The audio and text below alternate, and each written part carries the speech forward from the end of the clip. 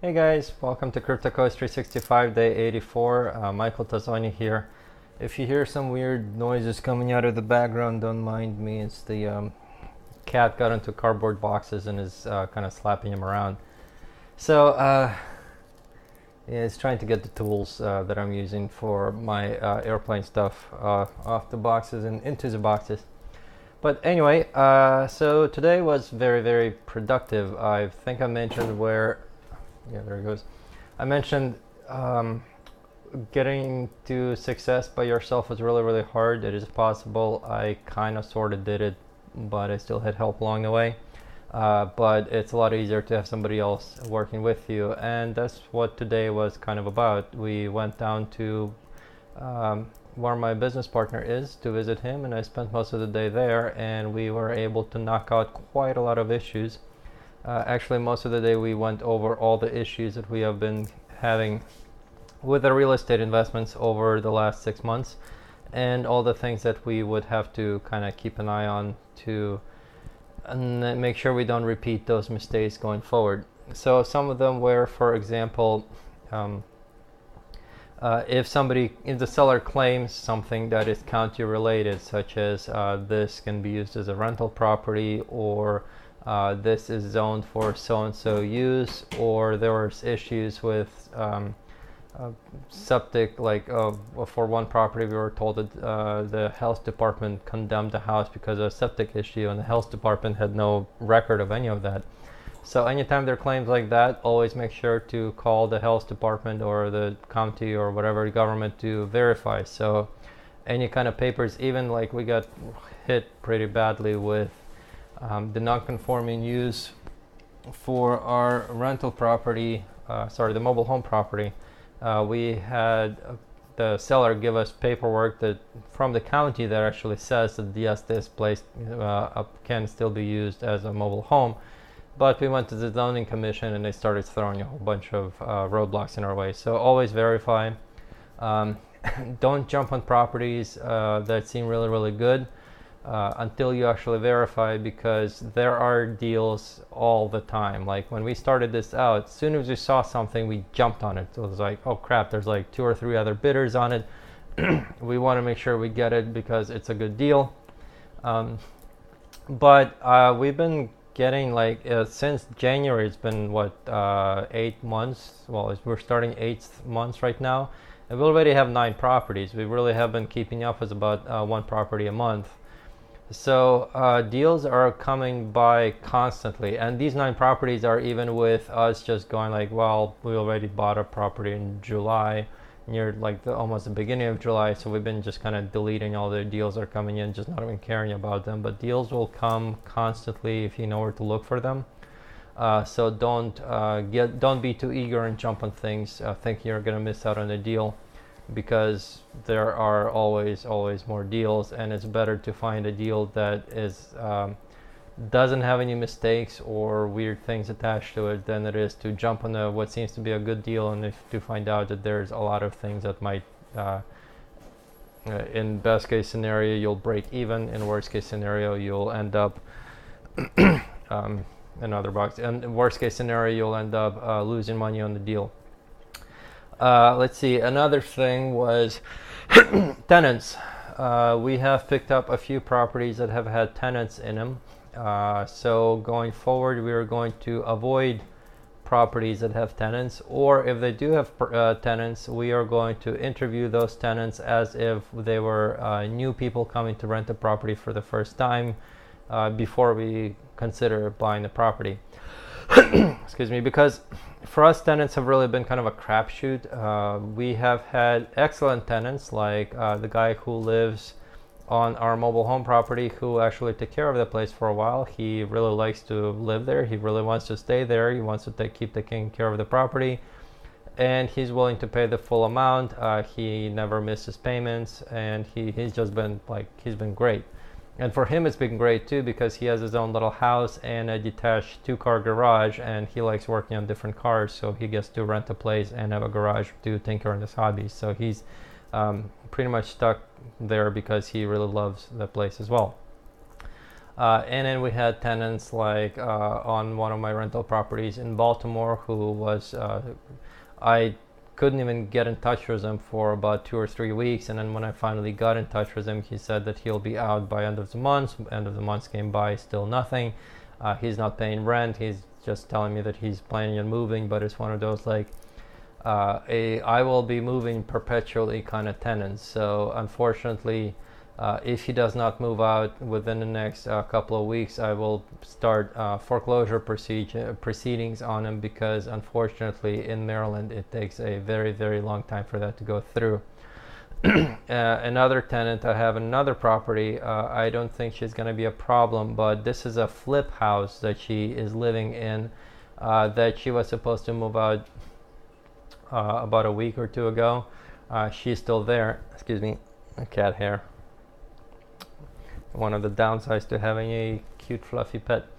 But anyway, she is actually still living in that house, so her room is nice and made up and clean and pristine with all the furniture in it, whereas the rest of the house is being kind of torn apart. There's like floors torn apart, the carpets are out. The rest of the house looks like it's under construction, but her room behind the closed door just looks still like a nice place that somebody's living in.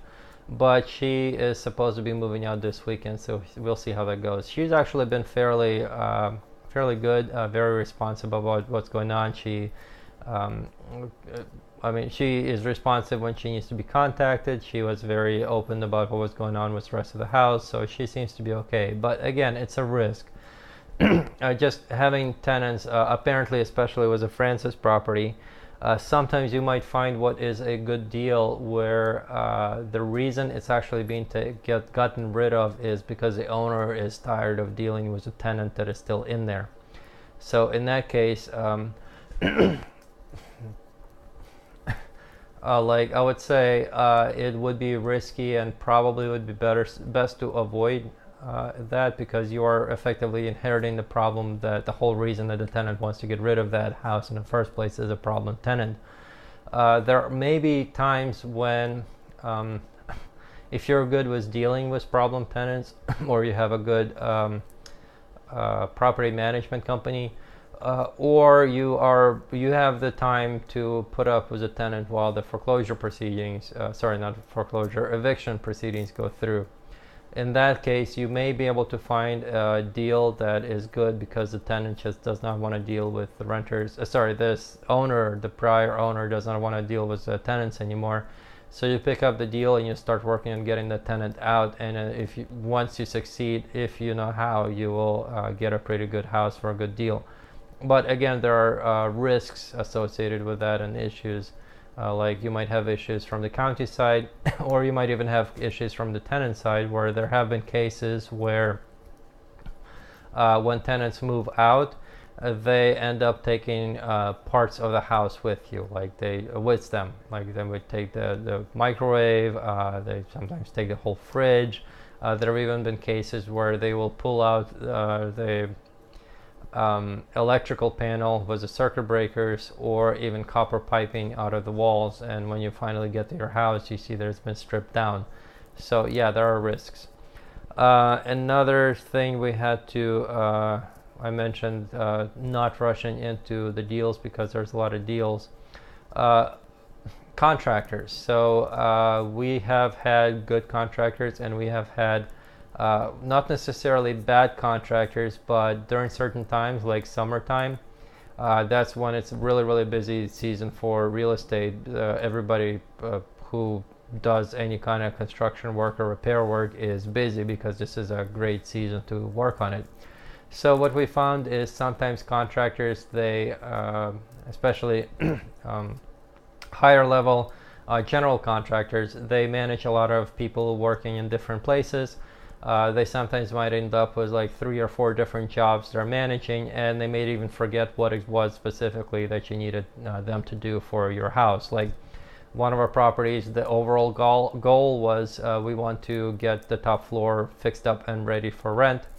So that's like get it rent ready, like pretty simple. But what that actually means when you split it up is paint the walls, clean clean whatever the tables and the cabinets and the countertops that are there, clean the carpets or fix up and replace the carpets, fix up the floors.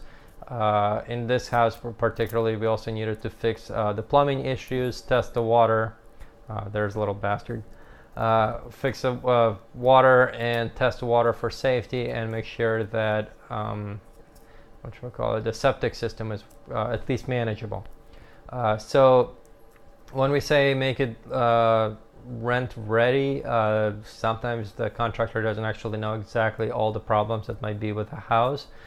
So in this case, the floors were done, or at least he got somebody to do them supposedly, but we still needed to have somebody to come out to make sure that they were done, because with contractors, trust but verify. Always, when a job is finished, make sure that it is actually finished up to whatever was supposed to be done, and if something is not done, point it out until it is done.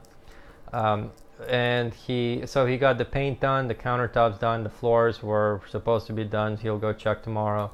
But the water was also like the plumber came out and finished it, but there were some issues still with the water that the contractor just simply was not aware of, and we couldn't rent it out. And unfortunately, the contractor never even kind of notified us when the whole work was done. So we had to get in touch with him and be like, hey, what's going on? It's been a couple of days, or in this case like a week and a half or so.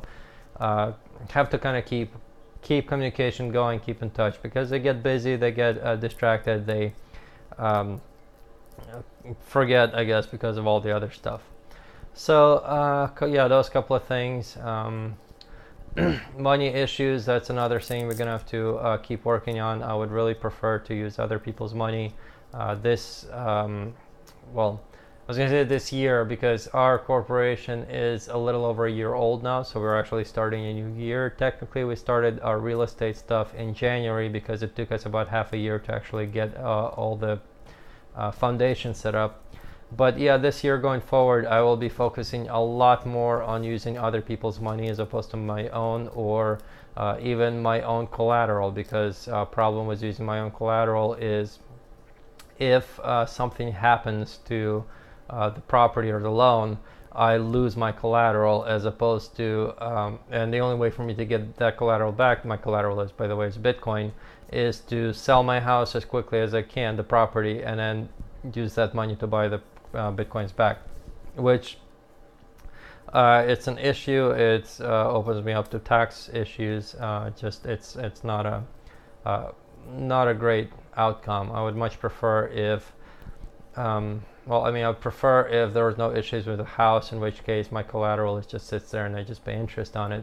But I would much prefer if this would be a situation where, let's say, a bank loans me money, and then if there's any issues with the properties, and the bank simply takes the house away from me, because I don't actually need the house. I need money. I need liquid cash or Bitcoins. So yeah, going forward, it'll be much more private capital and hopefully bank capital. So yeah, that's it for the real estate side. With Bitcoin, you probably noticed the price going down. So I mentioned if it goes over 7,000, I'll be happy. If it goes over 8,000, I'll be excited. I said that. I probably didn't really look too excited. I mean, it was nice, but I was still very skeptical, because I have been hurt before. I guess, it's gone up in price. It looked like everything was going nice, and it would crash, and it has happened many times before. So I mean, until we get to either I was gonna say, unless we get to this next stable, boring, but as I mentioned, I don't like stable, because stable is boring. Stable means no growth. Until we get to the next bubble, that's when things are gonna get exciting. For now, it's still kind of the up and down. For me, because of where my the entire net worth and assets, the way my assets are allocated, these prices are right at the edge of where they're making me nervous, because it's at the point where I can afford or not afford, depending on which way it swings, some of the things that I really need to pay for. So hopefully it'll stay up and keep at least not go down too much. And hopefully it'll jump back up soon enough. The SEC mentioned that they're going to delay their decision on at least one of the, or they mentioned 5 of ETF funds, which have been talked about, until September. It's really just, well, there are 5 different ETF funds, but they're apparently all owned by the same company, so we'll see how they do. Unfortunately, by blocking or delaying ETFs, all it's doing is opening up the market to foreign companies, foreign investment markets, because there are ETFs in the foreign market. They're just not as liquid, not as popular, I guess. I mean, this market in US, for whatever reason, because Wall Street established itself as a global international financial exchange or investment exchange, that's where everybody goes to invest. So hopefully September will show some, we'll have some good news, and then hopefully if ETF does get finally approved, it will move the price back up. One of the SEC commissioners, actually, who was the dissenting opinion on the decision about blocking ETF, has been actually fighting really, really hard to get a Bitcoin ETF. Search online for just a Bitcoin ETF, and the person, I'm sure you'll be able to find her easy. There's a lot of articles about her, but she's been making a lot of good points. That the argument against the ETF was that Bitcoin does not have enough institutional investors, does not have enough regulation, does not have enough oversight, and that's why they're not having an ETF. The irony is that allowing Bitcoin to have an ETF would actually give it the institutional investors, the oversight, the regulatory stuff. So they're basically saying, we can't allow Bitcoin to be part of this regulated thing because Bitcoin is not regulated. So yeah, it's kind of dumb, but she makes a lot of good points, and she's definitely fighting really hard for this to happen. So good luck to her. Really good to see that there are people who actually understand this whole thing. Higher up in the higher government levels. So yeah, and with regards to what was going on for the last couple of days, honestly, even the most successful, biggest billionaires that, like, people you hear about, Bill Gates, Tesla, whatever, everybody's human. So we take on quite a lot of different tasks, quite a lot of different things we have to juggle, a lot of different jobs, a lot of issues and BS we have to deal with. And we're just humans, so eventually it does sometimes become overwhelming, and that's really what has happened to me like those couple of days. Now I'm back in the swing of things, but sometimes things just overwhelm you and you need to take a little bit of time. It's happened to me, obviously. Sometimes it kind of feels like a malaise or kind of a weird depression where you just don't feel like doing anything. Happens to even people who like JT, my business coach, who honestly, if you didn't know any better, he has so much energy, you'd think that he was on something, but sometimes he just kind of gets burned out and needs a break too. Happened to the bank managers that we're hiring, who had to take, after 26 years of working in banking, decided to just give up and take a 2-year break before she got back into it, just kind of for me time. So the reason I'm telling you this is if you're out there and just starting out doing the whole like self-employment, self-business, entrepreneurial, the personal hustle kind of stuff, trying to build your own wealth, and it just gets like really crazy and overwhelming and you just feel like giving up, it happens to the best of us. Just take a break, do what you need to do. The main most important thing is don't give up. Persistence. So if something goes bad where you're just feeling overwhelmed, take some time, do what you need to get over it, but don't think that don't think of it as you failed, or that you're don't think as you failed, or that you're screwing up, or that your business is collapsing, or that you shouldn't go forward because you shouldn't, it's overwhelming and you shouldn't do it. Just remember that, sometimes we get overwhelmed because each one of us only has a certain capacity we can handle until we get burned out.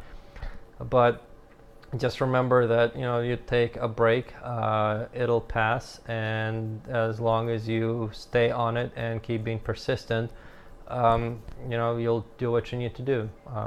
That's what success is just keep at it until it succeeds. That's how you get there. So yeah, we do our thing, we get burned out, we take a break, we recharge, and then we keep going. And the most important thing is don't think of yourself as a failure. Just keep in mind you're just human too, and then once you're back to normal, get back in the game, which is exactly what I've been doing yesterday and today, and we'll be doing quite a lot more of tomorrow. My little black book that I keep track of where I have my to-do list has been growing like forward in the next couple of days. I've been filling up the page for today, and then I filled up half the page tomorrow. So by noon tomorrow, I should have I should have accomplished probably about 5 or 6 different tasks. So anyway, yeah, so keep going. Don't quit if you feel like crap. Just remember, everybody does sometimes, but just don't give up and keep at it. So I'll talk to you guys tomorrow because I gotta get back to bed and well, not get back to bed, get to bed because I have an early day. It was a lot of work. So Michael Tazzoni signing off, and good night.